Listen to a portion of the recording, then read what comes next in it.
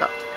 Ja, jeg står her i Nyttehaverne. En af de flotte nyttehaver herude i Dommervang. Nyttehaverne i Dommervang går Dansk Folkeparti ind for at bevare som varige haver. I øjeblikket er det jo sådan, at der skal bygges boliger herude. I 2017 skal der bygges nogle, og i 2020 skal der bygges mange flere. Men Dansk Folkeparti går ind for, at haverne bliver bevaret som varige haver.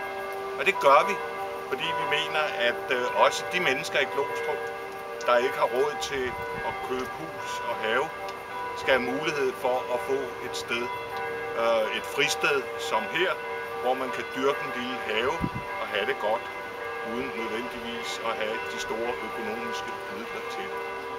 Vi mener også, at haverne skal blive her, fordi det er vigtigt for os, at haverne ligger centralt i forhold til de brugere, der er til haverne.